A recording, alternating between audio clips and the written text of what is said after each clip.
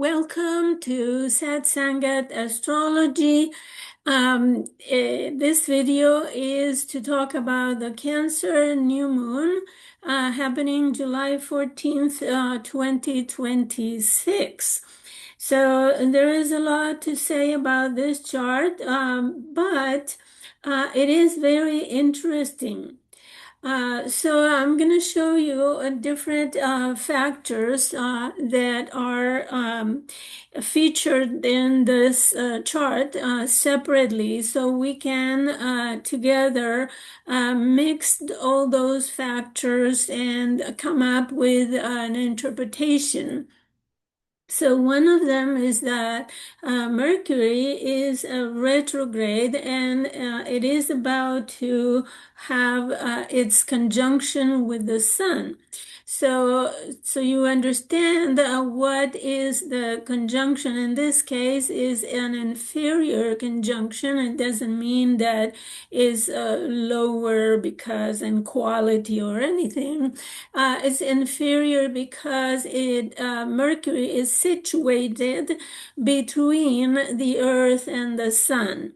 So other times, Mercury conjuncts the Sun from behind the Sun. So I brought this picture from earthsky.org where you can have all information about the different astronomical phases of Mercury. So that's one thing. So this conjunction will happen at 20 degrees 42 minutes, and it's happening 2 days before the new moon on the 12th at 8:30 approximately p.m. Central Time. That will be 9:30 p.m. Eastern Time, and you can convert from there the time. However, when there is a Mercury conjunction with the sun, because the surface of the sun is so big, actually it lasts for several hours. Approximately, I've explored this many years in a row, and it's about 8 hours or so that we can consider this conjunction lasting. So it is a very important point in the retrogradation of Mercury, because it is said that it is burned in the fire of the sun, and archetypally it is purified of its meaning. There is a lot to learn about the four phases of Mercury, and if you are interested in learning a lot about every detail about how Mercury cycle works, you can go to chaldea.com, planets, Mercury, and it's Chaldea, Chaldea.com, and there is a description of the four phases and the meaning, depending on which one corresponds to your natal Mercury. It explains the astronomy of it and also the archetypal meaning astrologically. So for the retrogradation, in this case, now the current retrogradation, it says that Mercury possesses a contemplative, deeply introspective mind, seeking inner meaning. So let me see. I'm reading parts of it only. So, and the contemplative way of thinking, it comes more naturally in this position of Mercury, coming from, it's called from evening star into morning star, which is what is doing right now. So, in this case, you're trying to discover the reason, the meaning, and purpose behind everything. And you are unlikely to be satisfied with easy, superficial answers. So, it's this phase is called epimethian, Epimethian,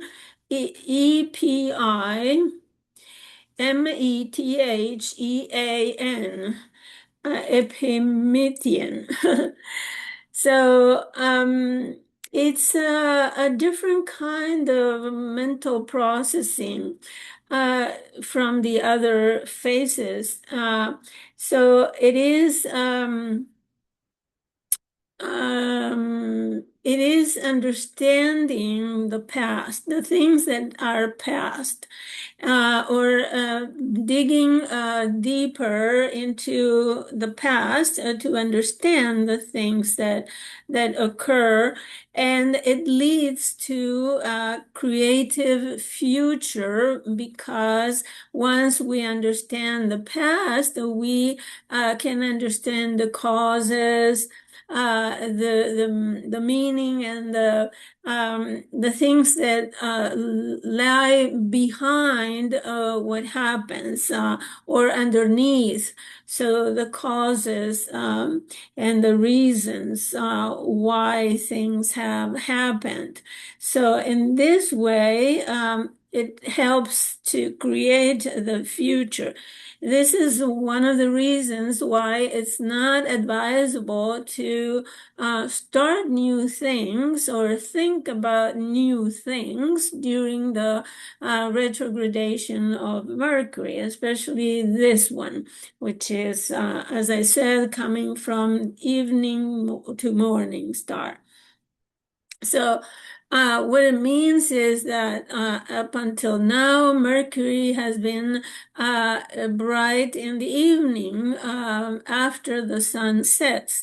And after this conjunction, Mercury will be visible first thing in the morning before the sun rises in the eastern horizon.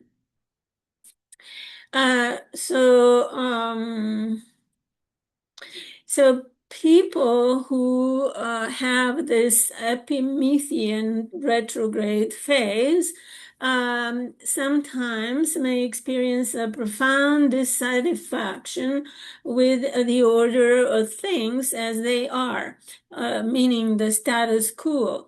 So, and this might be the experience we are having now, that we are not happy with what happened before.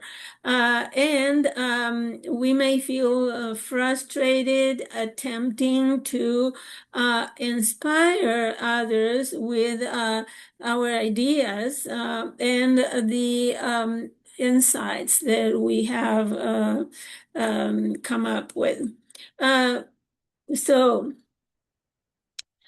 so it is important not to feel frustrated, because once Mercury turns direct, we will have a clearer perspective of the things that have passed.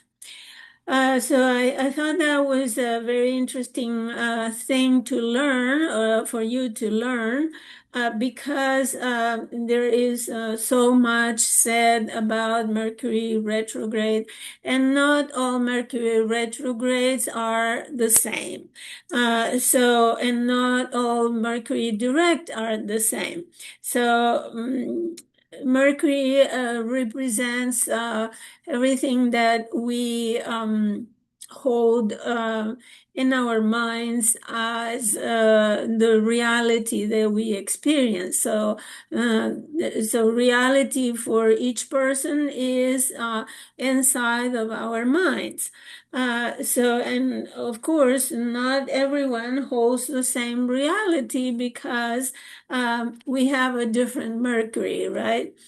Some of us have Mercury direct, others Mercury retrograde, and it could be inferior conjunction, superior conjunction. It could be from Mercury morning star to evening star, or vice versa. So there are different kinds, and of course, it's combined with the sign with where Mercury is located, its dignity, the aspects Mercury makes with other planets, right? If it has a hard aspect with Saturn, for example, Mercury will be slower, more serious, earnest, and such. And other characteristics that are typical of a hard aspect of Mercury with Saturn. So Anyways, I had to talk about Mercury because it is so prominent in the chart for the moon. Now we have a moon that is out of bounds, and I will show you the chart and the declination so you understand how far out the moon is from the bounds or the limits of the sun. The sun declination, which is the sun never goes more than 23 degrees, 26 minutes. Anyways, and the moon and other planets, some of the other planets get out of bounds, right? And so the moon out of bounds, here you have the traits that you may find, but in the collective level, at the collective level, social level, world level, the out of bound moon represents the public opinion, the emotional state, the moods of the masses of people. So in general, there is a heightened emotional state with the moon out of bounds. And in this case, I think is out of bounds north. I will confirm when I show you the chart. However, this will be up until 14th of July when the new moon happens. Then there will be another few days at the end of July, as you see on the screen, when the moon will again be out of bounds. But this is not the only thing, because here we have a moon that will be at perigee. This means that we see the moon bigger, closer to the earth, and what happens is that there is a more powerful pull, gravitational pull over the waters in general. For example, our physical bodies will feel puffier. We may retain more water, for example.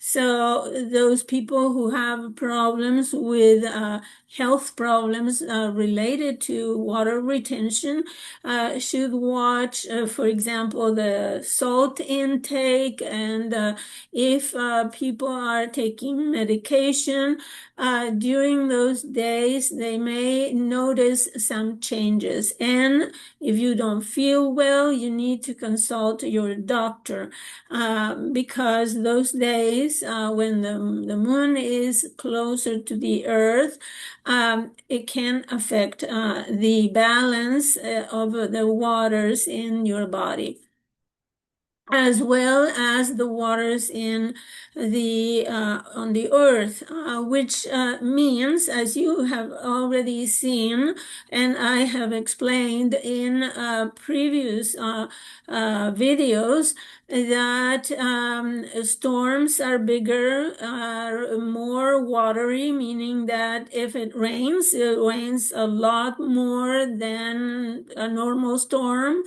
It is associated with floodings and with violent waters. Also with higher tides than regular tides. And this oceanographies and for example, people who are in the fishing industries or who work in the sea, especially in the ocean shores, they are very familiar with the higher tides at certain times of the month and the year, so they know about this phenomenon. It's not something that an astrologer can only know, right? Because this is an astronomical phenomenon, but it also affects the moon archetype. So we need to consider these factors when we talk about this new moon in Cancer, because also the moon is in her own home of Cancer, so it is powerful in that sense. Because it's at home, and both the sign and the moon represent the same archetype. And it's also, as I said, at perigee and out of bounds. So those three factors make this moon very powerful. And as you often, some astrologers call this kind of moon, crisis moon, meaning that something critical and sometimes catastrophic happens at the level of the weather, and even in among people, right? Groups of people or nations. We need to remember that the moon in the sign of Cancer also represents the nation, the clan, the tribe, the home, the family. So those people we consider part of our identity, our cultural identity, or national identity, especially. That's why the sign of Cancer is also associated with nationalism.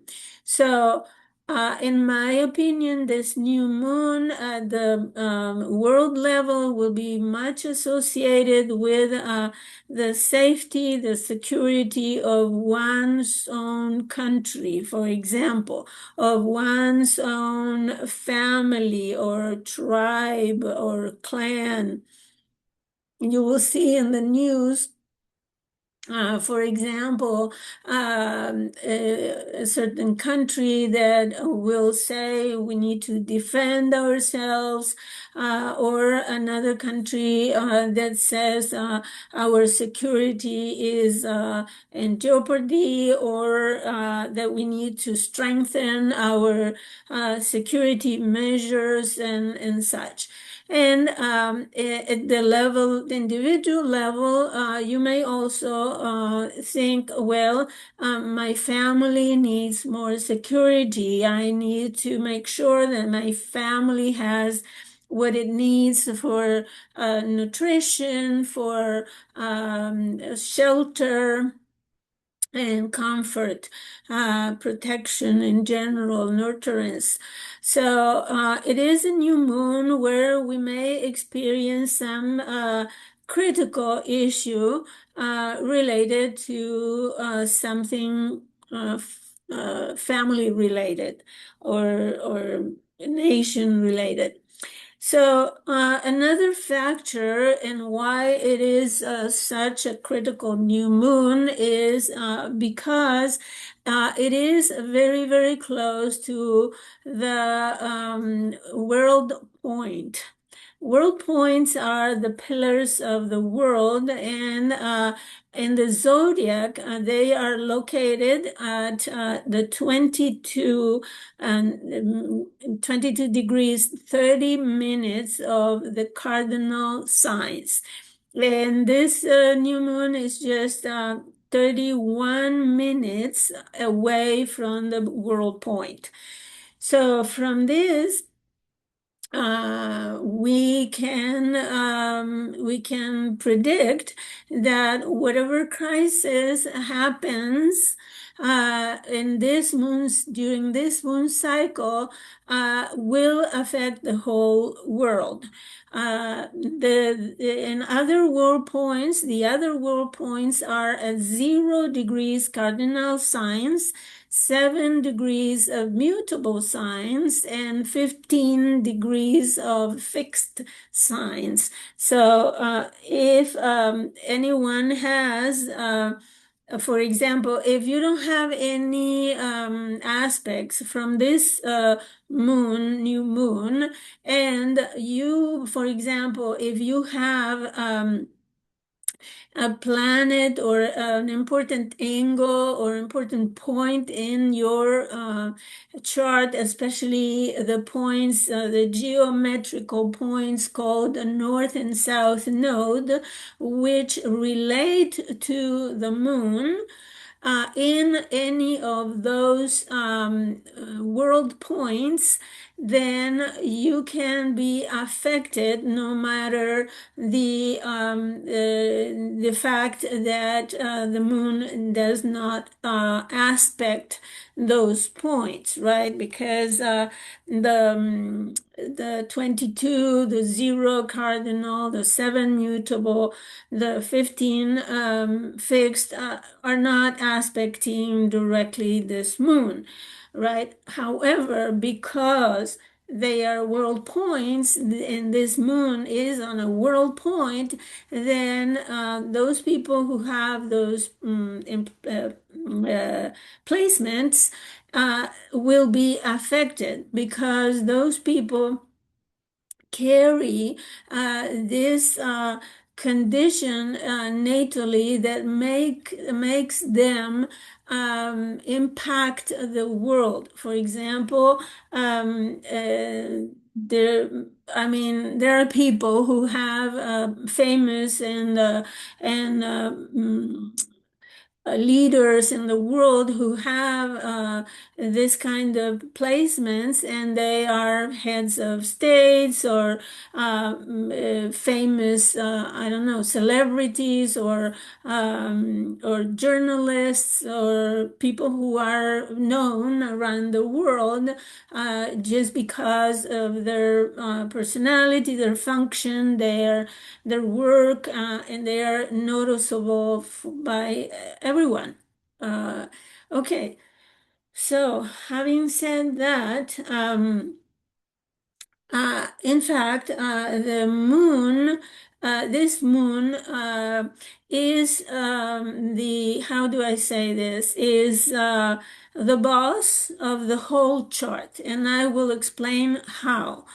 For example, let's start by Pluto. Pluto is ruled by Saturn and by Uranus, modern ruler, right? Saturn is in Aries, ruled by Mars, and Uranus also is in Gemini. And Mars is ruled by Mercury, and Mercury is ruled by this moon. Of course, the sun is ruled by this moon, and Jupiter is ruled by the sun, and the sun ruled by the moon. And we have here little Venus with a south node ruled by Mercury because it is in Virgo, and so on and so forth. So the end ruler of this chart is the moon. So this is another factor that is um, adding the crisis flavor or tone of this new moon. So this moon is the boss of the moment, the boss of this moon cycle. So I need to also tell you something else, and it is about Pluto. Okay, so we have this basket or cradle forming in the sky by the transit of Jupiter that is opposing Pluto, sextiling Uranus, trining Neptune, and so on and so forth that we have talked about in my previous videos, and I have explained many details about it. Uh, and Pluto is here and facing the biggest empty space in the chart. What does this mean? So it means that every new experience that we start in our lives will transform our lives. So there is a powerful transformation that is going on. Everything that we start will start by a transformation. So we can expect powerful, deep, and very significant changes that may entail, unfortunately, the losses and the death of things, and also much human death, as well as death in nature. We are seeing this with the fires, right? There are fires burning everywhere in the world, apparently, out of the blue. It's incredible. We have never seen so much fire in our whole lives like we have in one year, right? Or one summer. So this implies death, of course, because nature dies in fires. There are insects, there are birds, there are all kinds of animals that die, and there are trees and vegetation that die. And we also have, I don't know, 100 wars going on in the world that are causing lots of mass human death. So we are going through this destruction, decomposition, decay, death in order to have a rebirth. Is very painful to see, very, of course, very significant emotionally for human beings who keep our hearts open, right? There are people who have stone hearts, figuratively, of course. And some people are completely oblivious of the pain they inflict on others. But people who are still sensitive are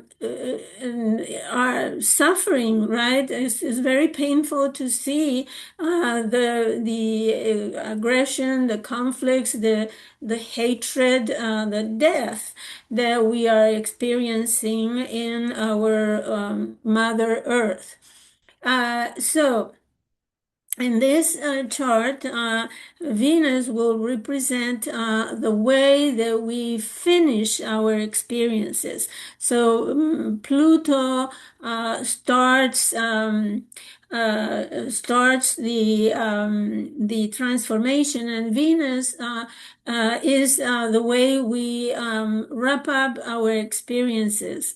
And if you want to learn more about these techniques or these ways of reading a chart, you can register for my astrological course, and I will teach you all these things that are very important. And I see not every astrologer focus on these details that are significant. Look at the big space in this chart between Pluto and Venus. So, anyways, the way we finish those is Venus in Virgo with a south node. And what does that mean? So this means that we are leaving behind the values that we used to have. We are criticizing. We are reconsidering the values and our desires. We are using more discernment about what we had desire before, and we don't value those things anymore because our values have changed. The way we appreciate things is different. For example, in the Earth era, where Jupiter and Saturn will have conjunctions in Earth signs, everything that was material and physical and tangible was valued, right? People accumulated things, and people felt more valued themselves the more possessions they had, the better cars, the bigger house, the more stuff they had, they valued themselves more. Now we are reconsidering those appreciations, those desires that we used to have, and Venus South Node is um, evacuating or draining and purging those values that are no longer useful for us. So we are reconsidering, even though Venus is not yet retrograde, it will be in Scorpio. But now we are with this south node that is giving us a more spiritual values, right? We have desires that are more significant for our spiritual development instead of possessing things. And many of us find very burdensome to have many possessions because in the era of air that we are right now, meaning Jupiter and Saturn will conjunct in air signs. Next time it will be Libra. The last one was Aquarius, and then Gemini and so forth, only in air signs. So this air era will require that we get lighter, that we value the intellectual and the social values more than the material things. So we are reorienting our desires and our evaluations of things. We reconsider their value according to these parameters, meaning that if it is more social, we're looking more for connections with people, relationships relationships, Libra, relationships with people, and with the conjunction of Saturn and Jupiter in Aquarius in 2020. Do you remember? So there is these social networks that were established through the internet, for example. But next, it will be interpersonal relationships. The emphasis and the focus will be in making peace, making agreements, finding harmony in between peoples. So on and so forth.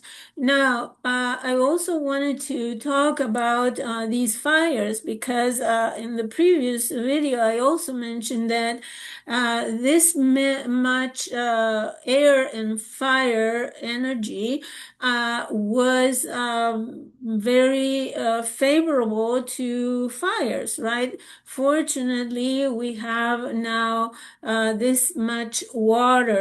Mercury, the moon, and the sun in Cancer makes for the water that we needed. And we don't have much Earth except for Venus in Virgo.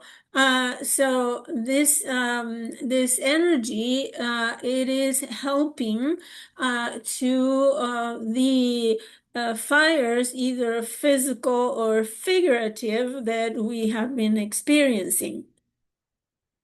So here in the column to your left of the screen, we have the moon at 24 degrees, 48 minutes north declination. And we also see here Pluto that is about to get to the limit. And let me tell you that both Mars, the planet Mars and Pluto will be out of bounds in the month of August during the eclipses. So this month of August will be like no other we have experienced before, because never in our lifetimes have we experienced Pluto out of bounds. Maybe Mars out of bounds, but never Pluto, which happens every 250 years. Anyways, as I said, the eclipses in August will happen with both of them out of bounds. So start thinking about the power of aggression, the power of a conflict, how in the month of August will increase. Anyways,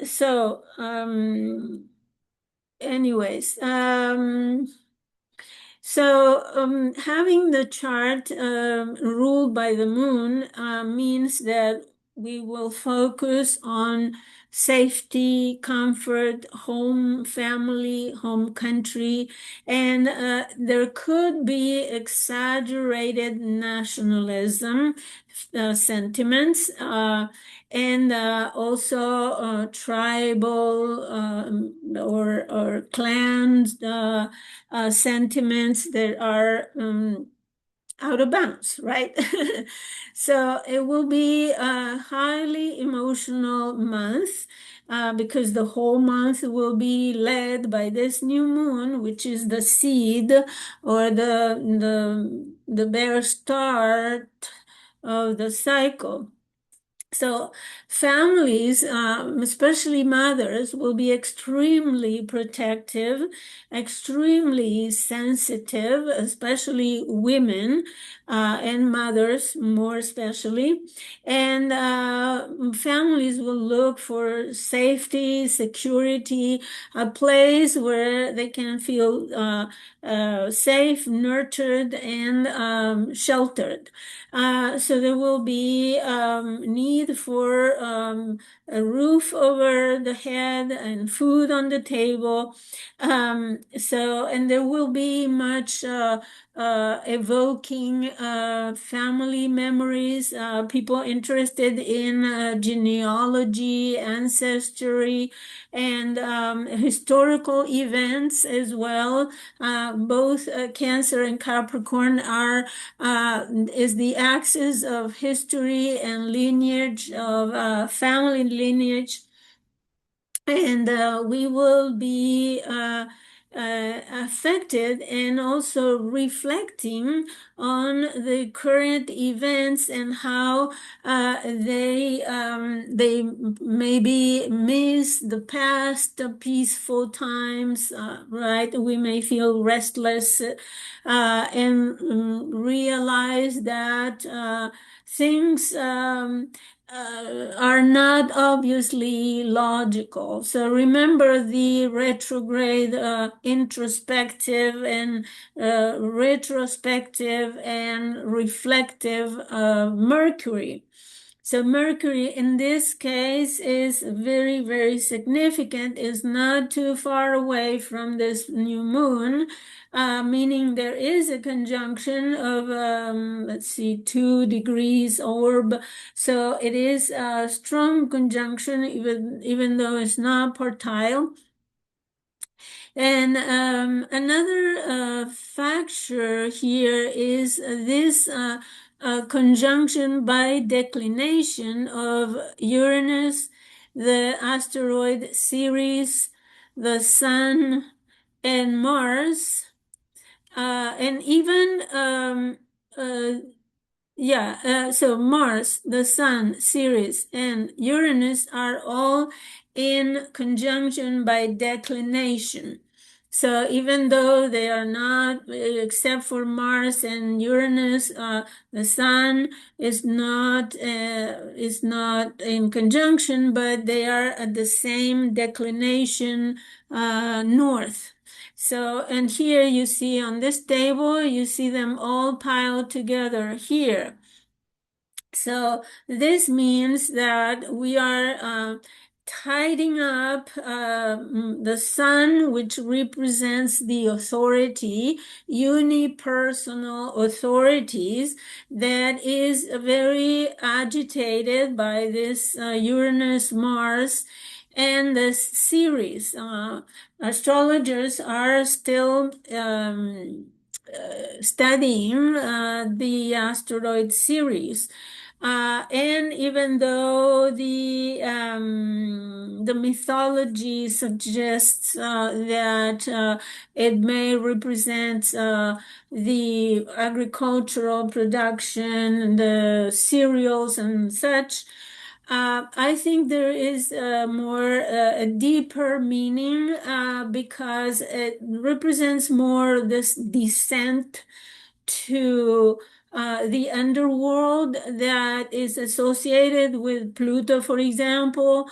So I think Ceres represents this going to the dark night in order to find our real essence and real meaning. And Ceres was also the goddess that was in the ancient Greeks mythology and nation. She was in charge of guiding the dead onto their final destination, making them, helping them cross over to the other side, right? She was in charge, Ceres was in charge of the death rituals that were conducted when people died. And specifically guiding them spiritually to cross over. As you see, Ceres goes deeper than we thought. And for example, she was in a very tight conjunction in 2020 when we had Pluto, Saturn, the Sun, Mercury, and she was also at the same degree conjunct, that multiple conjunction. And we saw how many people died because of the pandemic. So now Ceres is the same declination of Mars and Uranus and the Sun. So these are serious, very serious times. I will not sugarcoat the thing because I will not tell you Jupiter is the magician and Jupiter will bless you and blah, blah, blah. Jupiter is invisible. Jupiter is very slightly visible, very difficult to see in the sky under the sunbeams. So Jupiter is not ready to give you the blessings that you hope for. Plus, Jupiter is very afflicted by the opposition with Pluto, power, right? The power. So, so yeah, you may think I am so pessimistic and negative. No, I'm interpreting the chart, the chart is saying astrologically.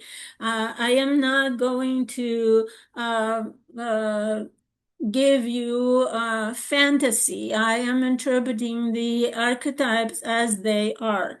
So, what else? We have also Venus square Uranus. Same meaning as I said before for Venus. Venus is shaken by this anxiety or this rupture that Uranus represents, right? There is a rupture, there is a break, things break, things are broken, and we feel very a lot of anxiety. We feel that our values need to change.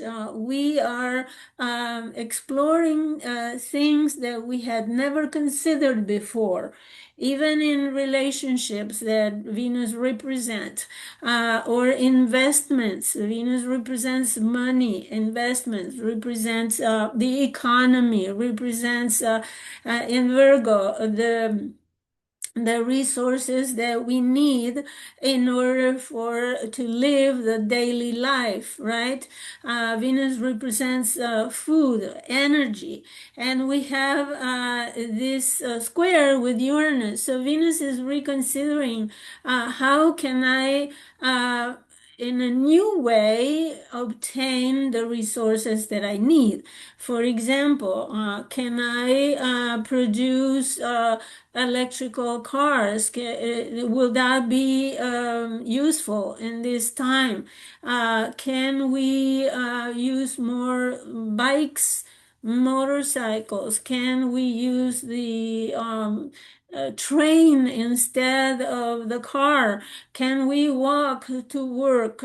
Can we do things differently because of the situation? And Uranus is giving us in Gemini, the sign of the ideas. Uranus is giving us new, eccentric sometimes ideas, but innovative ideas, ideas that are futuristic, that are future oriented, helping us to go beyond the moment and have a perspective that goes years ahead. What else I wanted to say?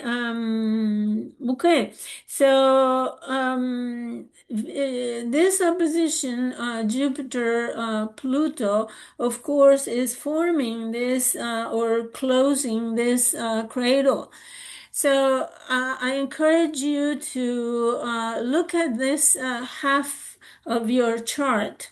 It could be on the eastern part of your chart, the western, the north, the south, or in between. So look at the houses that are occupied by these signs: Leo, Gemini, Aries, and Aquarius. And what are the changes in each of those houses, and how you mix those meanings, those four meanings together, and you come up with what this means for you, right? And if you need help, you can always order you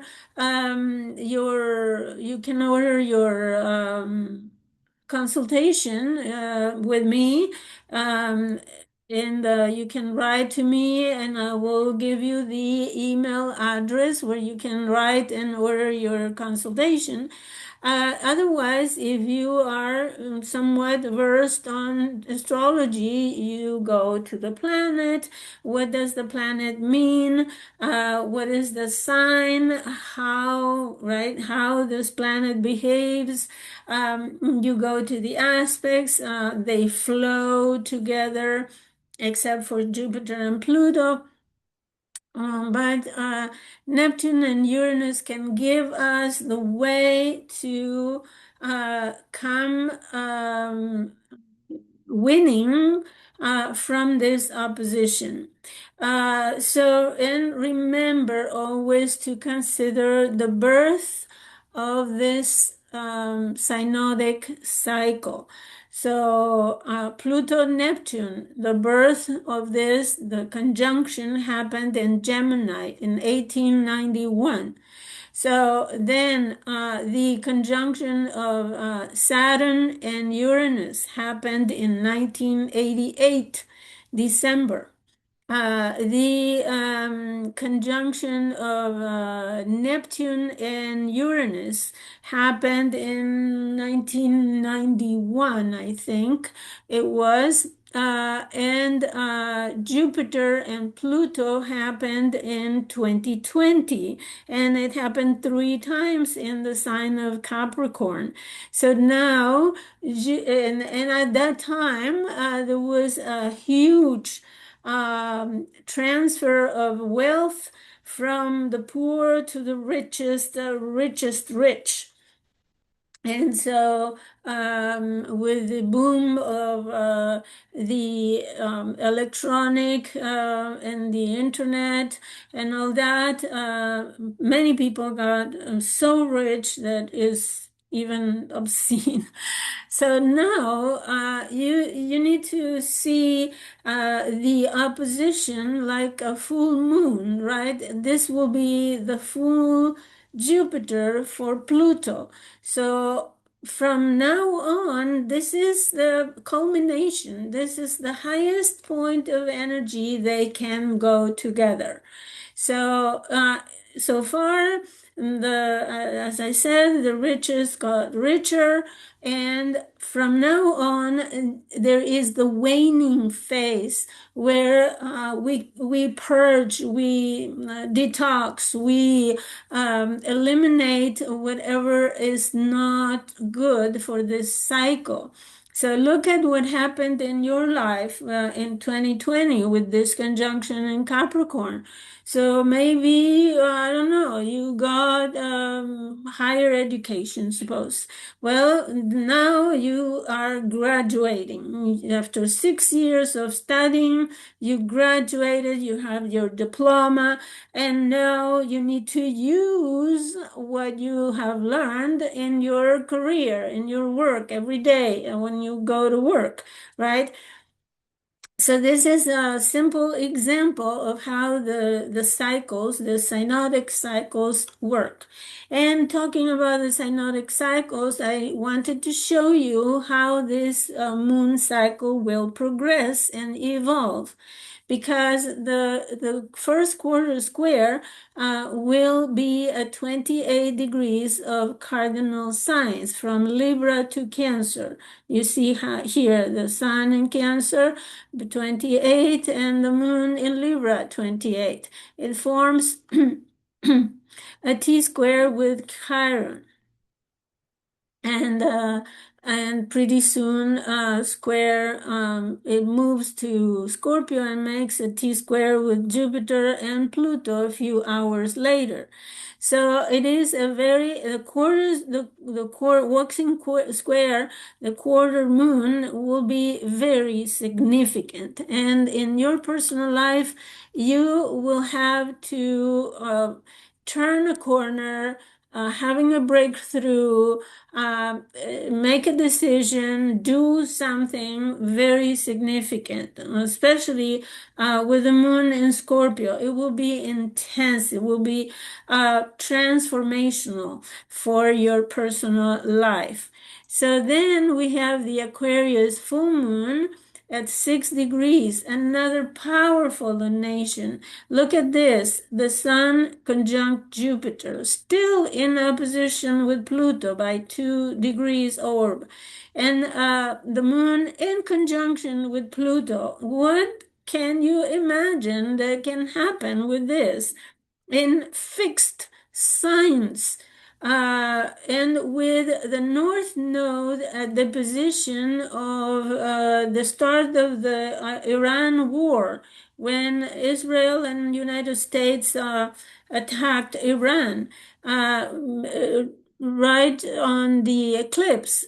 So the North Node is reactivating the eclipse that happened at the end of Aquarius in the month of, what was it, February, March in 2026. Anyways, so this will be another powerful lunation. And next, we have the waning square when already Mars is out of bounds. You see it here, north. Mars is north out of bounds. On top of that, it will be visible in the northern hemisphere. So you make your conclusion. The waning square is 13 degrees Taurus, fixed signs. So this cycle is mixed. Is beginning is cardinal, making changes, and then stubborn. So then things get stubborn and fixed and immovable. We don't want to change positions, so etc. And Pluto is getting ready to go out of bounds at 23 degrees 23 minutes south. So Mars and Pluto will be opposite, meaning contra-parallel, meaning that the actions, the aggressions will be against the powers.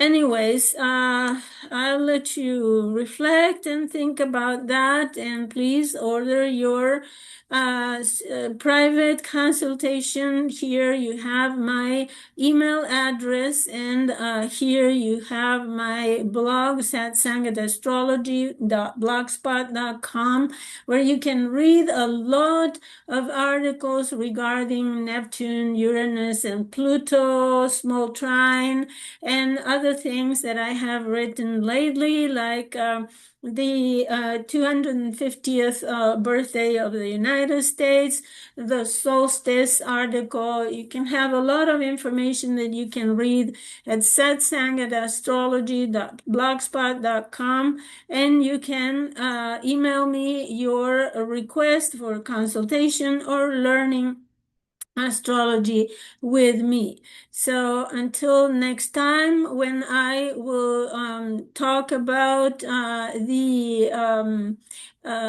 eclipses next time, I'll let you reflect, and please make comments, subscribe, and help this channel grow and support my work. Bye.